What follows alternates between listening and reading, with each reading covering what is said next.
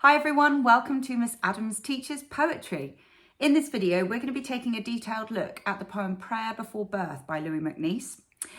This poem was written in 1944. Louis MacNeice was born in 1907. He was an Irish poet and he was very, very famous, particularly in the 1930s, where he was part of a group of people that were writing what they called new poetry. And I think the most important thing to know about that type of poetry is that it was very much focused on kind of culture and social awareness, and this poem definitely fits it. Now actually this poem was written later, 1944, and the most notable thing about that is that it was being written towards the end of the Second World War.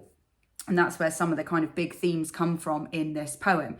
I'm just going to quickly run through what the poem's about before we actually get into the analysis. So the poem is written from the perspective of an unborn child in the womb who is calling to God or a higher power, offering up a prayer for kind of protection and comfort in a world that's full of cruelty. And as the poem progresses, it sort of gets more and more focused on the dangers of the world, particularly the danger of being used as a kind of like faceless soldier in a war. So the idea of becoming just a faceless cog in a machine that is just thrown around the world, depending on the kind of bidding of whoever is in power.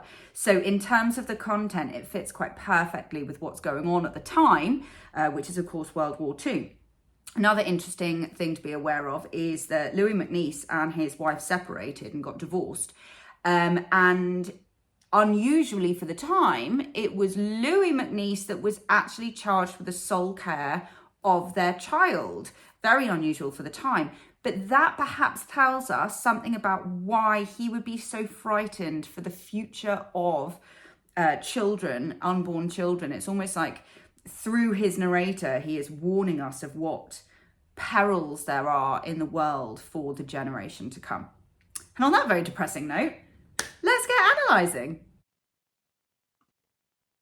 Okay, so let's start off with the title, Prayer Before Birth.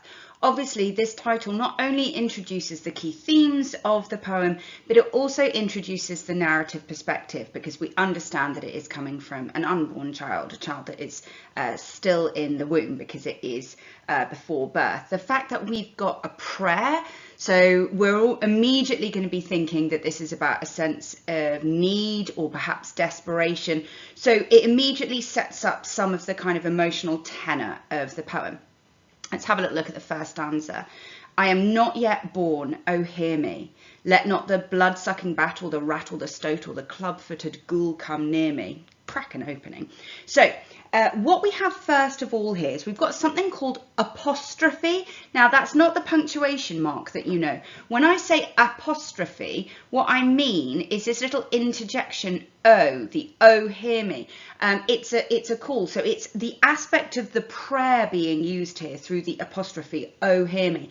And of course we've got the imperative, hear me, listen to me, hear the words I'm saying. So very much mimicking the kind of words of the prayer.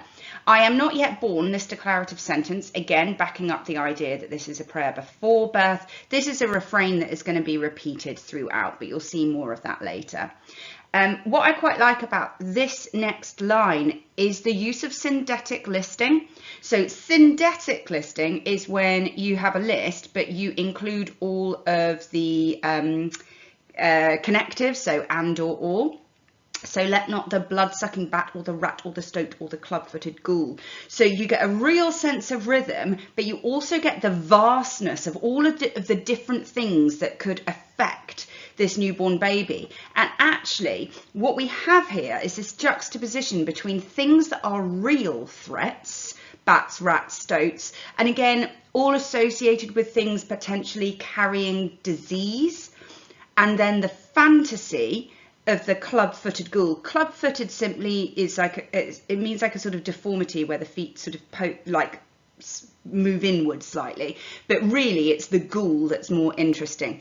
So immediately we get the sense that there is fear that someone might be hurt or diseased or attacked by a range of things, both fantasy and reality. Okay, let's move on. Okay, next stanza. I'm not yet born, console me. So straight away we see the syntactically parallel structure, and when I say syntactically parallel structure, I mean it's repeating the structure of the first line of the stanza before, but it's changing the verb. I mean, I am not yet born, like I said, that is the refrain, but console me, make me feel better. Another imperative, but a different verb. And then we get this sense of all of the fears that this fetus has. And here we've got another juxtaposition, and that's of innocence alongside worldly knowledge, okay? So we've had the kind of sense of innocence, being frightened of the ghoul, the fact that the child is not yet born, and so the youth suggests innocence, but then we've got this sense of all of the things, okay, that that are worthy of being frightened of. I fear that the human race may with tall walls wall me. Look at that assonance, that internal rhyme, the all, and the repetition of walls. Note how it goes from a noun to a verb. Tall walls wall me. So that's kind of like coining, but this is about claustrophobia, isn't it? It's about being enclosed. With strong drugs dope me, so a little bit of alliteration there. With wise lies lure me. I love the personification here. So this makes me think of perhaps like, you know, like politicians, manipulation, you know, wise lies, things that sound good, dragging you away from the truth. On black racks rack me, in blood baths roll me. So this is, I mean, you could just say repetition, that's fine. But if you want the fancy stuff, this is called epistrophe. And it's when you repeat the same word at the end of a series of sentences or clauses or lines. So it's the opposite of anaphora, which is when it's at the front. So you've got this epistrophe. And I think the point of analysis, what we need to say about impact there, is that it's emphasizing all of the specific fears of the unborn child, but how all of these things would happen to them, you know. So it's positioning them in a kind of more passive role, which we'll talk about more in a moment. Again, we've got another type of listing here. We've got asyndetic listing because we don't have the connective. We don't have and or but. And we've got really emotive language here, particularly in the last line of the stanza, where we're getting connotations of torture. Black racks rack me, blood baths, roll me. So really quite gruesome image of torture and bloodshed. And the same little trick being used here with that repetition. Black racks meaning the stretching rack, you know, an old school torture, and then it being used as a verb here. So very, very emotive stuff. Okay, next little section, same thing, syntactically parallel structure and an imperative. I'll put those words up, but I'll stop telling you about them because you can see. But this is a stanza that out of all of the others feels quite different. So another form of juxtaposition, but here we're seeing finally a sense of innocence and potential goodness in the world. So the unborn fetus perspective is saying to us, or narrator, sorry, is saying, here are all the good things that I want in the world. She wants water to dandle me, grass to grow for me, trees to talk to me, birds, sky to sing to me, birds and a white light in the back of my mind to guide me. So we've got a semantic field of nature here, again, kind of bringing nature and innocence together. And we've got this lovely metaphor of the white light in the back of my mind to guide me. So this white light is a metaphor for knowledge and wisdom, or possibly the conscience, like let this narrator have the ability to understand what's right and wrong. It's quite childlike here, so we're being reminded of the narrative perspective, and you know, to a degree we've got a little bit more emotive language here, but it's more positively emotive, if you see what I mean, as opposed to the torturous horror. So it fits back into that juxtaposition. Okay, much longer verse here. You'll notice that the stanzas are getting longer and longer as they go. That does break, but at the moment that's the pattern. So usual start, although now we're talking about forgive me. Now this verb, forgive and forgive me, we're going back to that real kind of prayer lexis. That is the standard request in a prayer, isn't it? It's forgive me my sins. But note the way that the sins are presented. Forgive me for the sins that in me the world shall commit. So there's a sense that sin is inevitable here, that the unborn narrator needs to in advance ask for forgiveness because it is going to happen. And then as the stanza goes through, this notion of the sin becomes more and more kind of heinous. So it starts with my words, then it goes to my thoughts. So sins in the words that speak, sins in the thoughts that think. Notice how the narrator itself is kind of distanced. It's almost like words and thoughts are being personified and therefore being active. But then we get treason engendered by traitors, life when they murder by means of my hands, my death when they live me. So these sins or crimes are escalating. Words, thoughts, treason, murder. But as I was saying before, there is this sort of passive construction of self. Like all of these sins, despite the fact they're being carried out potentially by the hands of the narrator, it's like it's not the narrator's fault. The narrator is sort of standing back from it. There's an interesting juxtaposition here between life and death, again sort of demonstrating the significance of the potential crimes that might be committed that the narrator is saying is inevitable. Okay, so even longer stanza here. Now I like this one because the imperative verb sets up an extended metaphor. Rehearse me in the parts I must play and the cues I must take. So we've got this idea, this metaphor that life is theatre, life is a stage. Rehearse, play, cues. Okay, so you've almost got a semantic field. But what I'm interested in is the impact of these modal verbs, must. Yeah, as in, again, there's a sense of having no choice here. I must play the cues I must take when old men lecture me, bureaucrats hector me, lovely internal rhyme there. Mountains frown at me, lovers laugh at me. So we've got asyndetic listing again. So another example of demonstrating the vastness of all of these sort of types of suffering that the narrator is going to have to get through and play a role in.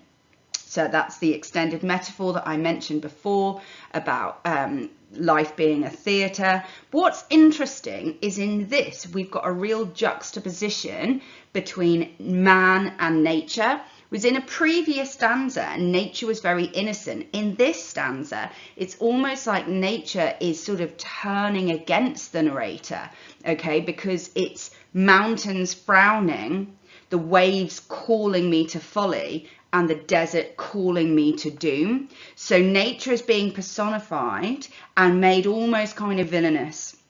Like there could, like the unborn narrator is foreseeing a time when all of this dreadful stuff could happen, and it's not just the old men and the bureaucrats and the lovers and the beggars. It's even nature itself. And there's an interesting shift again, another type of juxtaposition. Where we've got a shift from public to private sphere. So in these fears that the unborn narrator has, you know, it's all kind of big, generalized, the public world, bureaucrats, old men, and then nature. And then right at the end of the stanza, the beggar refuses my gift and my children curse me. So now the poet, through the narrator, is exploring the idea of this sort of potential sin of the world being an ongoing issue that is going to be passed on to the next sort of generations. Now, suddenly, what? this stanza completely and utterly subverts the established form because of how tiny it is.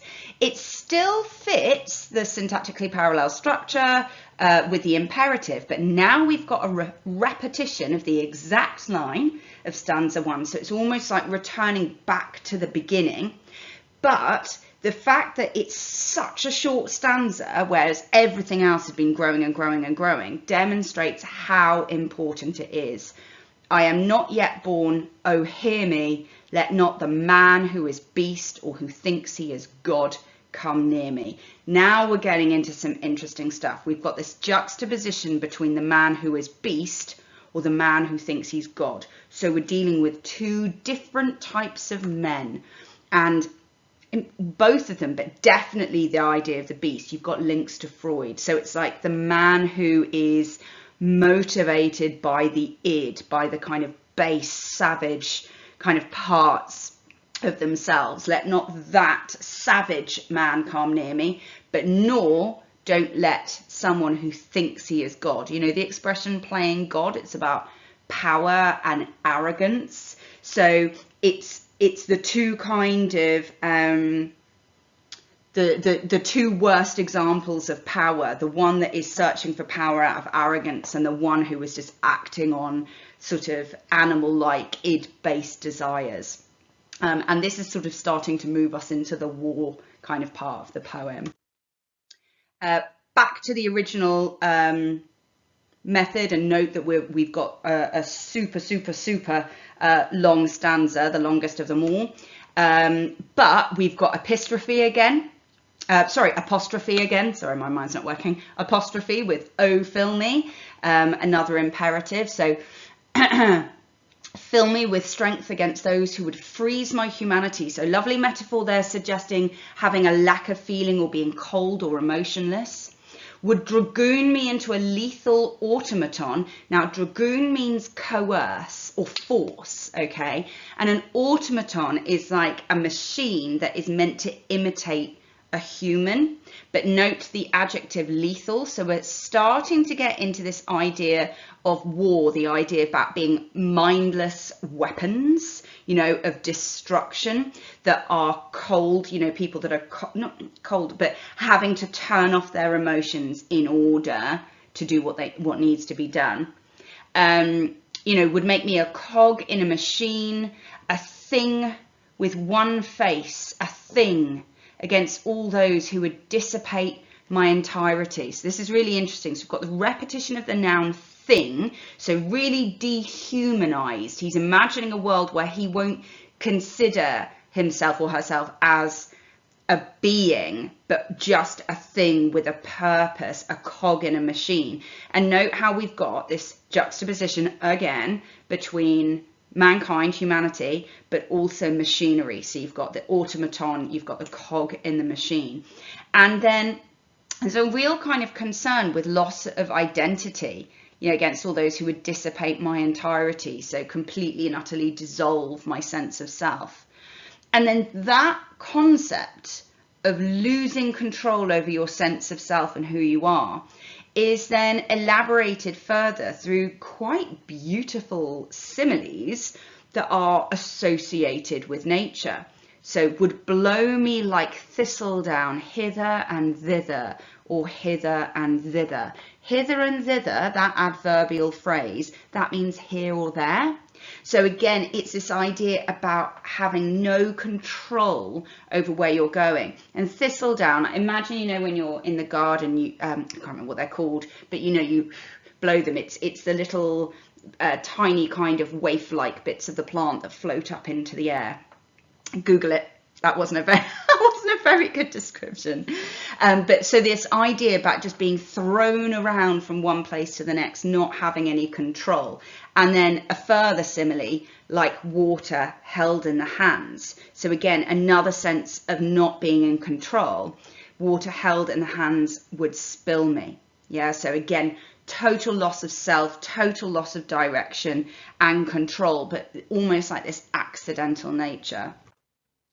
And then the chunky monkey last part of the poem, let them not make me a stone and let them not spill me. So here we've got another stanza that subverts the established form. And it's because we no longer have the I am not yet born. We just go straight into the imperative. Let them not make me a stone, let them not spill me. So we've got the repetition, this idea about being spilt, being wasted, their life just being thrown away. Let them not make me a stone. So this metaphor that suggests hardness, contrasting with the metaphor that suggests, like, you know, being like water, fluid. Otherwise, kill me. And such a short ending line with this alternate. So I would rather die, just kill me, than to allow this to happen, to allow myself to be used as a pawn in another man's war, to become faceless, just to become one soldier of many. So it's really, really exploring the kind of ideas and the fears associated with war, but also about being used in another man's war.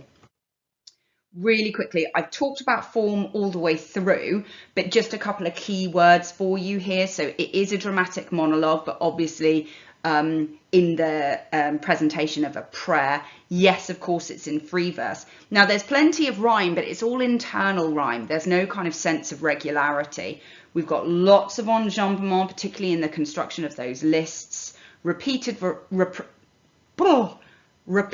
refrain, I am not yet born. And then obviously you've got your parallel structures, oh hear me, oh forgive me, oh console me. But again, that's mirroring the image of the prayer. But if you want the kind of big money, what's the point of the form? What you need to do is look at the way the poem looks. It's almost a shaped poem. So in the way that the stanzas get longer and longer, with the exception of those couple of deliberate boom source moments, it's about the kind of spiraling sin, how much bigger, how sort of the sins and crimes of the world are escalating. And if you look at the way that the lines are placed, so the first two lines are always together, and then the next few lines indent, it looks like a spiral. Yeah, so you could argue that it's mirroring the way that the world and the kind of crimes of the world are spiraling out of control. Okay, I hope that was helpful. Thank you so much for watching. I know that was a long one, but it's a long old poem, but hopefully you've got plenty of material now to get on with your revision. If you've got any questions, just drop me a line in the comments and I will come back to you. If that was helpful, it would be great for me if you could subscribe to my channel and share it wide. Otherwise, yeah, that's it. Thanks so much again and happy revising.